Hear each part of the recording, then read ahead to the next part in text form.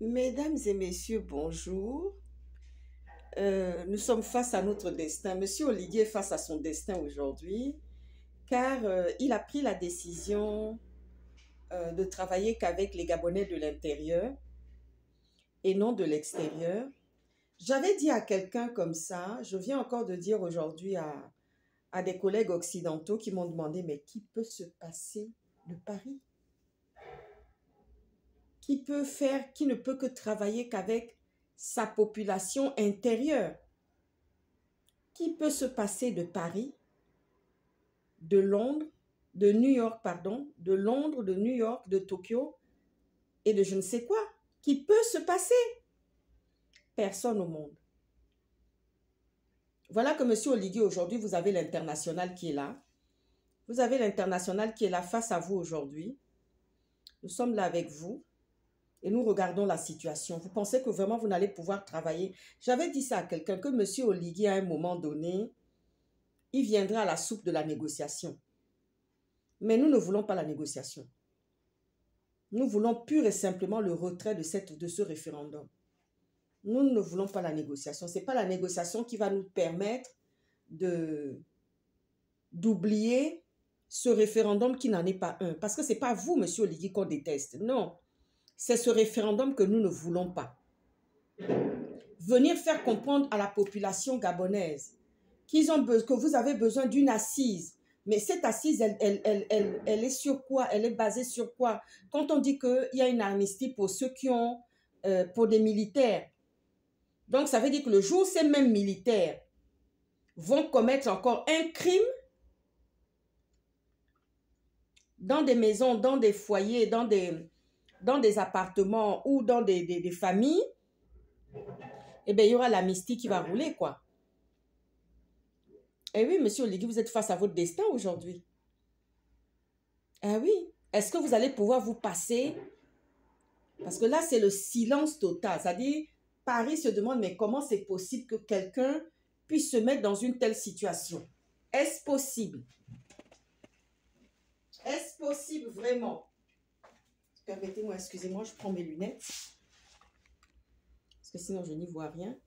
Est-ce vraiment possible que vous puissiez vous passer de Londres, de Paris, de toutes ces instances internationales qui ont...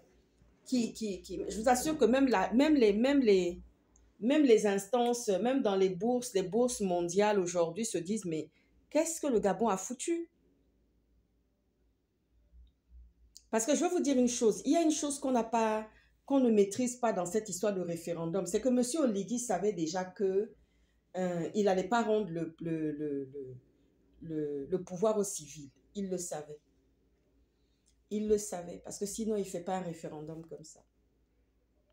Voilà. Il vient vous faire croire, parce que dans ce référendum de la Constitution, il n'y a aucune disposition concernant les infrastructures, concernant la problématique hospitalière, concernant les constructions des hôpitaux, concernant les routes, concernant tout ce qui peut y apporter de l'aménagement du territoire.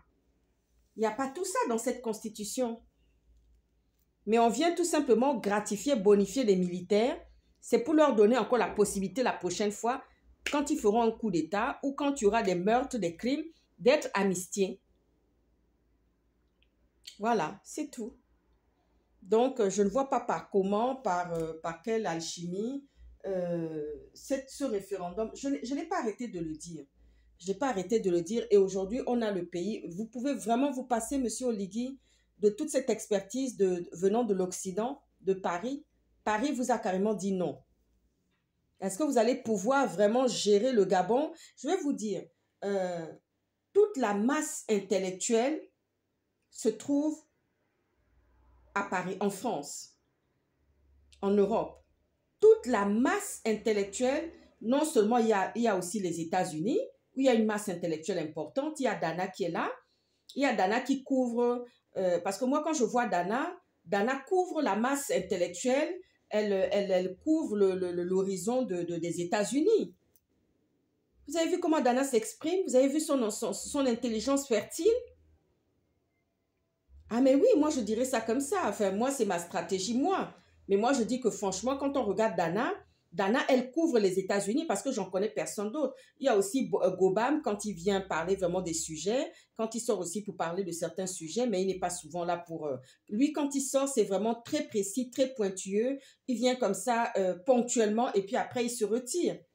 Mais Dana, depuis qu'elle a commencé son combat d'activiste, c'est elle qui couvre les États-Unis. C'est elle qui couvre les États-Unis. C'est elle qui est la correspondante des activistes aux États-Unis. C'est elle qui parle, c'est elle qui exprime justement le bien fondé des choses ou pas. Monsieur Oligui, vous pensez que vous allez vous passer de cette expertise-là? C'est la question qu'on vous pose aujourd'hui. On aimerait savoir comment vous allez gérer tout ça. Parce que nous, on ne va pas chercher, nous, on ne veut pas négocier. Hein. Moi, personnellement, je ne veux pas de négociation. La seule chose que je veux, c'est que ce référendum n'a aucun lien avec les infrastructures. Moi, j'ai parlé de l'hôpital, j'ai parlé des infrastructures, j'ai parlé de l'évolution, du développement, de la construction. En 5 ans, 6 ans, le minimum, on aurait pu avoir 10 hôpitaux. Mais on n'a que le vieux hôpital général là. Eh oui, on n'a que le vieux hôpital général. À Lambaréné, le pôle de Lambaréné dessert toutes les villes du sud, c'est-à-dire que Langounier et tout ça. C'est Lambaréné qui dessert. C'est Lambaréné qui sert plutôt, pardon, pas qui dessert. Ils sont servis par l'hôpital de Lambaréné, l'hôpital Schweitzer. Puisque je suis née à Lambaréné. Mes parents étaient étudiants, ils faisaient leurs études. Donc, au jour d'aujourd'hui, monsieur Oligui, quel est l'hôpital de référence en matière de soins? On n'en a pas. Les parents ont été gardés, ont été séquestrés avec leur bébé. Des mamans ont été séquestrées avec leur bébé. Tout ça, ça n'apparaît pas. Quand je vois qu'il y a des discours qui ne sont pas des discours correspondant à la situation du Gabon au jour d'aujourd'hui. Mais comment voulez-vous? Parce que une constitution, ce n'est pas pour soi-même. Une constitution, c'est pour améliorer encore ce qui n'a pas été fait en 60 ans ou en 30 ans.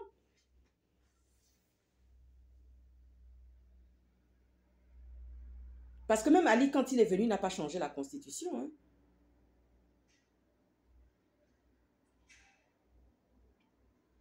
Donc, monsieur Oligui, dites-nous un peu tout ça.